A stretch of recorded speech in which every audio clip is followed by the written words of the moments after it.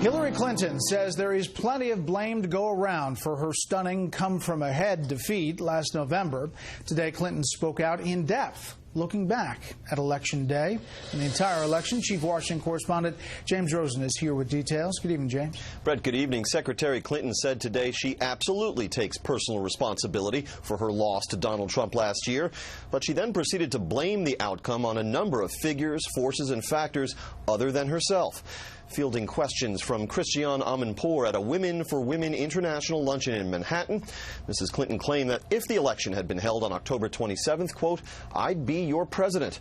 Then she referenced the letters to Congress released by FBI Director James Comey in subsequent days, reopening and then closing again the Bureau's investigation into Mrs. Clinton's private email server. And she accused WikiLeaks, the group led by Julian Assange, of relying on help from the Kremlin to release emails hacked from Clinton's campaign manager. It wasn't a perfect campaign. There is no such thing. But I was on the way to winning until the combination of Jim Comey's letter on October 28th and Russian WikiLeaks raised doubts in the minds of people who were inclined to vote for me but got scared off. Mrs. Clinton said her work now on a book reliving the campaign is a painful process. It follows the release last month of Shattered, a chronicle of the doomed Clinton campaign by reporters Jonathan Allen and Amy Parnes. The book recounts strained efforts by Clinton campaign aides to articulate why their candidate was running for president.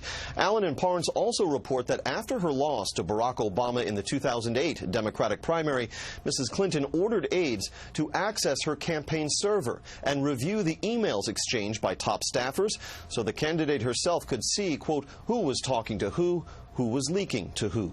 And you can read all about this excruciating analysis that I'm engaged in right now when I'm not in the woods walking with my dog. Is it therapy?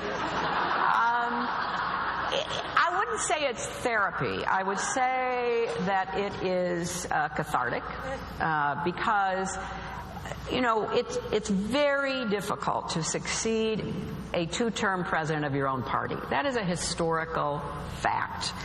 Mrs. Clinton made clear she has no intention of seeking elective office again, describing herself as an active citizen and, quote, part of the resistance. Brett. More on this with the panel. James, thank you.